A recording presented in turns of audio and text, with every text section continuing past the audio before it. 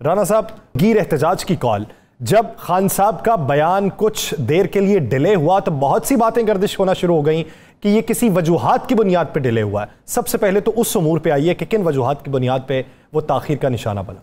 बिस्मिल्लाहिर्रहमानिर्रहीम, अस्सलातु वस्सलामु अलैका या सय्यदी या रसूल अल्लाह, अस्सलातु वस्सलामु अलैका या सय्यदी या हबीब अल्लाह। या सर, एक बात तो बड़ी दुरुस्त है ये कि जिस वक्त प्रेस कॉन्फ्रेंस डिले हुई 4 से 6 से फिर मज़ीद लेट हो गई, तो मेरे पास भी इंफॉर्मेशन यही है। अब इसकी कोई तरदीद करें या तस्दीक करें, ये बात का मामला है। मेरे पास इंफॉर्मेशन यही है कि बैकडोर कोई राब्ते हो रहे थे, ईवान सदर से कोई शख्सियत राब्ते करने की कोशिश कर रही थी, और मेरे पास इतला है कि ईवान सदर से राब्ते हो भी गए थे, और उन राब्तों में काफ़ी हद तक मामला बेहतर हुए, और उन राब्तों में यह कहा गया कि आपको इंसाफ मिलेगा, आप जो मुतालबात लेके आ रहे हैं उसका हम कोई दरमियानी रास्ता निकालते हैं।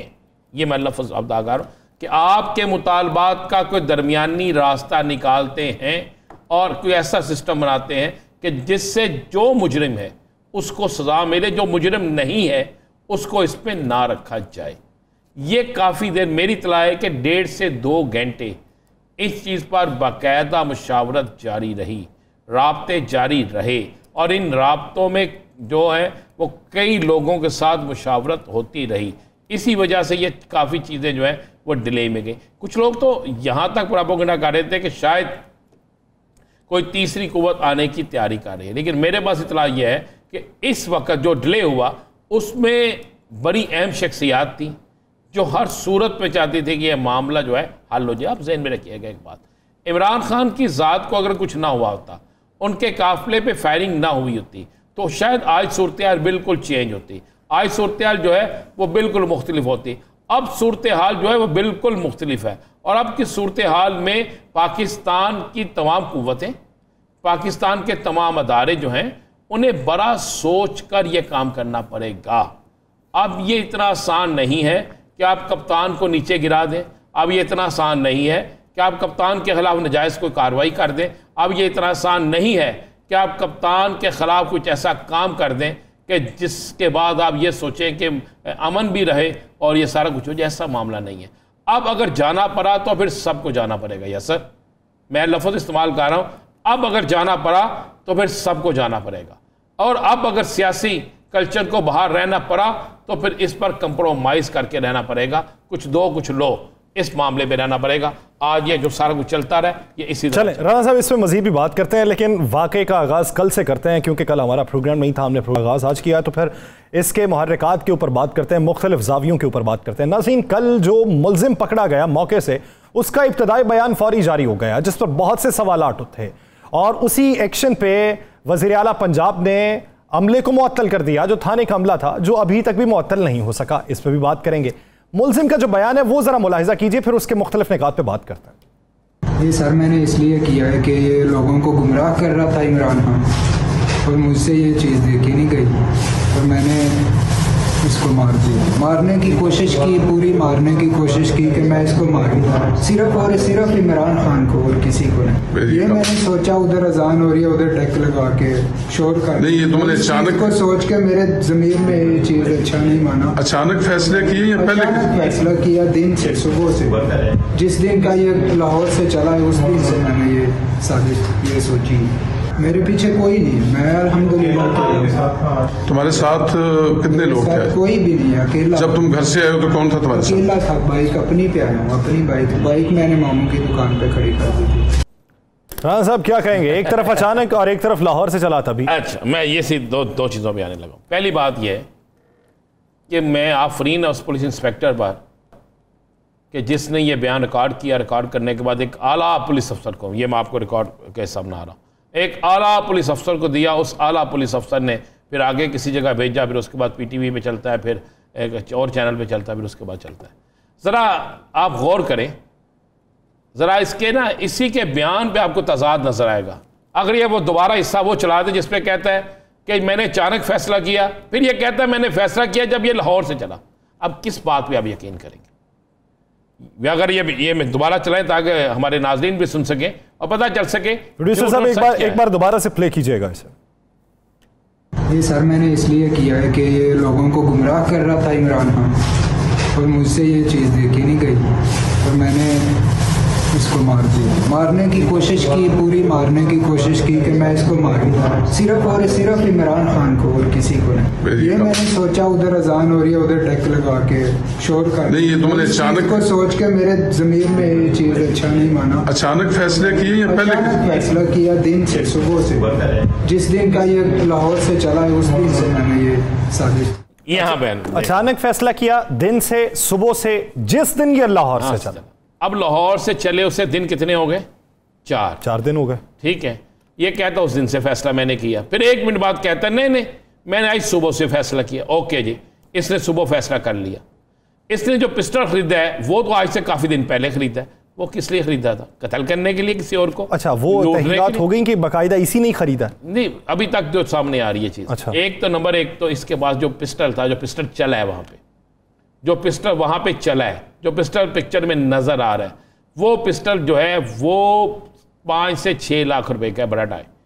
वो पिस्टल 5 से 6 लाख रुपए का 9mm मेरे ख्याल से ग्लॉक पिस्टल है जी, बड़ा कहते हैं ग्लॉक पिस्टल है। और इस पिस्टल को इंपोर्ट किया जाता है।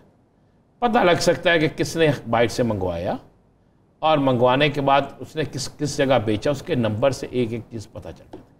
इसके घर का आपने पोजीशन देखी, घर के बाहर गेट पे सीमेंट भी नहीं हुआ, ये प्लस्तर भी नहीं हुआ। उसके बाद ये कहते हैं जी प्लम्बर है। ओके जी, इसके पास ये मोजर कहाँ से आया? इसको इतने पैसों का मोजर लेकर देने वाला कौन शख्स था? ऑटोमेटिक इसके बाद ऑटोमेटिक मैगजीन ब्रस्टेड, इसको सिखाया किसने? एक दिन में तो नहीं ये सीख सकता, 1 घंटे में भी नहीं सीख सकता। इसके लिए तो टाइम लगता है ना। फिर मैं आपको हम कल प्रोग्राम एक फुटेज लाएंगे। ये जिस वक्त जुलूस में दाखिल हो रहा है, शायद वो फुटेज ये देखें, बल्कि ये तो दूसरी फुटेज है ना। मैं कल एक फुटेज लाऊंगा जब ये जुलूस में दाखिल हो रहा है, जाहिर होने से पहले एक शख्स भागता हुआ इसके पीछे आता है। वो शख्स इसके कंधे पे हाथ रखता है, ये रुक जाता है। फिर वो शख्स इसे कुछ कहता है, उसको कहने के बाद वो शख्स गायब हो गया। वो शख्स कौन है? वो शख्स कौन है? इसने क्यों रोका इसे? अच्छा, ये इतनी फुटेजेस जी फुटेज मौजूद है, कल हम अपने चैनल पे चलाएंगे। कल उस फुटेज को हम चलाएंगे, उस फुटेज को सामने लाएंगे। वो फुटेज आपके सामने आ जाएगी कि ये शख्स जो है वो कौन था। ये इसका मतलब ये अकेला नहीं था। मैं अब आपको स्टोरी पूरी सुनाता हूँ। यस सर, ये पूरी है गेम थी। खान साहब ने जो बात बताई, ये सेम एक शख्स को, नंबर 1 तो ये शख्स जो है ये आइस का नशा करता है। नंबर 1, राना साहब, आइस का नशा करने वाला एक आम घर का फर्द तो हो नहीं सकता। वो आइस का नशा एक महंगा नशा होता है जी। आइस का नशा करता है, और ये आइस का नशा पिछले 15 दिन से कर रहा था। और इसको पिछले 15 दिन से आइस का नशा करवा के इसको बाकायदा ट्रेन करवाया जा रहा था। इसके ज़हन को मौफ किया जा रहा था। आपको पता है जितने शूटर हैं पाकिस्तान के अंदर, पूरे पाकिस्तान में जितने शूटर हैं, उन सबको टारगेट पे भेजने से पहले ज्यादातर आइस का नशा करवाया। टारगेट किलर्स जितने भी हैं, ये इसको यही नशा करवाया गया। उसके बाद नशा करवाने के बाद इसकी ज़हनी तौर पर इसको मफलूज कर दिया गया। मफलूज करने के बाद जनाब उसे ये भी कहा गया कि घबराओ ना, तुम सब ठीक हो जाएगा। इसको फिर बेचा गया। इसको वहाँ पे एक बंदा छोड़ के गया। जो छोड़ के गया वो पीछे भागता हुआ आया। कल मैं फुटेज दिखाएंगे हम, आप देखिएगा कल एक्सक्लूसिव फुटेज। और आपको उस एक्सक्लूसिव फुटेज में जो चीज़ नज़र आएगी आपको वो पता चलेगा कि वाकई वो है। और इसको वो रोकने वो करने के बाद इसका पास टारगेट ये था कि ये पहले ये जिस जगह पे खड़े होकर फायर कर रहा है वो जगह बिल्कुल फ्रंट पे नहीं है। यस सर, वो बिल्कुल फ्रंट की जगह नहीं है। इसने वहाँ खड़े होकर फायर किया। अब इसके फायर के बाद एकदम हलचल मच गई, और इसका फायर उसके बाद असल फायर करने वाला बिल्कुल जहाँ पे खान साहब की गाड़ी खड़ी है उसके बिल्कुल सामने दरख्त है। और उसकी फुटेज भी कहेंगे मैं सामने ले आऊँगा, नहीं तो हमारे पास कैमरामैन के पास जो है वहाँ पे था, उसके पास फुटेज होगी। सामने दरख्त है, उन दरख्तों के साथ एक सीढ़ी लगी हुई है। ना उस दरख्त पे कोई फाल ले, कोई हो ना उस दरख्त पे कोई फाल लो तो सीढ़ी लगी हुई है, फाल उतार नहीं। उस दरख्त के पीछे शख्स खड़ा है एक छत पे, जिसने फिर वहां से ब्रस्ट मारा। जिस ब्रस्ट की वजह से एक शहीद हो गया, जिस प्रश्न की वजह से वो कह रहे हैं कि खान साहब के बिल्कुल सर के ऊपर से गोलियां निकली, खान साहब गिर गए थे। और मेरे पास ये जो आज राना सनाउल्लाह साहब ने एक टीवी टॉक शो में कहा, जो मैं चैलेंज करता हूं, खान साहब को 4 गोलियां नहीं लगी। चले मैं भी यहां पे चैलेंज कर रहा हूं कि खान साहब को 4 गोलियां ही लगी हैं। मेरी उस डॉक्टर से बात हुई जो जिना हॉस्पिटल का डॉक्टर है, जिसने ये सारी ट्रीटमेंट, जो मेडिकल लीगल टीम के में हिस्सा, मेरे पास ऑडियो मौजूद है, इस मोबाइल में वो ऑडियो मौजूद है कि जिसमें वो खुद बता रहे हैं कि कहाँ कहाँ गोली लगी। उसके बाद डॉक्टर फैसल ने एक्सरे दिखा दिया है। वो चैलेंज कर रहे हैं, भाई भी मेरी बात हुई, वो कहते हैं हम चैलेंज करते हैं कि राना सनाउल्लाह साहब आप आएँ, इन एक्सरे को देख लें, दोबारा एक्सरे कर लें, अगर 1% भी ऐसी चीज़ रहती। मुझे बताएं, हुकूमतें क्लैश ख़त्म करने के लिए होती हैं, क्लैश बढ़ाने के लिए होती हैं। अब वो शख्स जो उधर खड़ा था वो कौन था? मैं चले खबर ब्रेक कर दूँ। वो अकेला नहीं था, उसके साथ 3 लोग थे। एक शख्स उसके साथ था, एक शख्स जो है उनको हदायत दे रहा था। और जैसे ये निकले वो नीचे आए हैं। नीचे आने के बाद लोग कहते हैं, यानी शाहिदीन कहते हैं कि वो नीचे आने के बाद मजमे में गए हैं, मजमे में जाने के फौरी बाद गायब हो गए और उनके पास बड़ी राइफल थी। और कुछ तो लोग ये कहते हैं कि उन्होंने जो कपड़े पहने रखे थे उससे इस तरह लगता था जैसे वो किसी सिक्योरिटी अदारे के हों, यानी पुलिस के हों, यानी किसी सिक्योरिटी एजेंसी होती है ना, प्राइवेट सिक्योरिटी एजेंसी, शायद उसके हों, वो इस टाइप के थे। अब 3 चीज़ें देखने वाली हैं। एक तो हमारी हुकूमत बेबस नहीं है। ये परवेज़ लाई के ख़िलाफ़ एक नफ़रत पैदा करने के लिए एक पूरी प्लानिंग थी। आपने गौर किया कि राना सनाउल्लाह और मरियम औरंगज़ेब साहबा मुसलसल इस चौधरी परवेज़ लाई को इसका ज़िम्मेदार करार देते रहे कि परवेज़ लाई की हुकूमत है। और ये वज़ीराबाद और गुजरात, हुकूमत नहीं, उनका हल्का है, उन्हें आके अवाम को एतमाद में लेना चाहिए। और वज़ीराबाद और गुजरात ये हल्का नसार का है, डॉक्टर नसार का, चौधरी परवेज़ लाई का हल्का नहीं है, डॉक्टर नसार का हल्का है। और ये सारा कुछ जो है एक बाकायदा एक तीर से 2 शिकार थे। नंबर 1, इमरान खान को रास्ते से डाना। इमरान खान अगर रास्ते से हट जाते, इनका जहन था कि 2-4 दिन प्रोटेस्ट होता, लेकिन ऐसा नहीं था। ये पागल है। आपको पता है यासर, आज मैं आपको बड़ी खबर दे दूं, आज इंटरनेशनल तौर पे दुनिया के किस मुल्क की तरफ से इस पर एहतजाज नहीं किया गया। सफ़ीरों ने फ़ोन किया और पाकिस्तान के अहम लोगों पर यह सरकारी प्रेशर आया, अमेरिका समेत बाकी जगहों से। चूँकि अमेरिका को तो अपनी मुसीबत पड़ गई, वो ये समझ रहे हैं कि ये तो अगर खुदा न खास्ता इमरान खान को कुछ हो गया तो हमारा तो पाकिस्तान में मसले बिल्कुल हर चीज़ बंद हो जाएगी, क्योंकि ये सारा हम पे आएगा।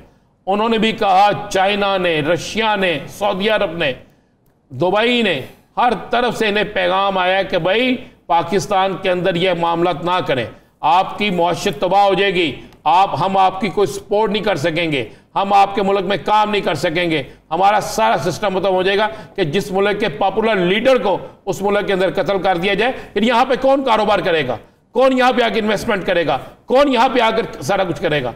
अब मामला ये है, भारत ने भी तो बातें शुरू कर दी ना कि ऐसा मुल्क जो एशिया कप में हमें दावत दे रहा है, वहां पे साबिक जो वजीर आजम है उसकी सिक्योरिटी क्लियरेंस नहीं है, तो हमारी टीम की क्या होगी? बिल्कुल कर रहे हैं, उनका हक भी बनता है, वैसे भी उन्हें आग लगाने की आदत है।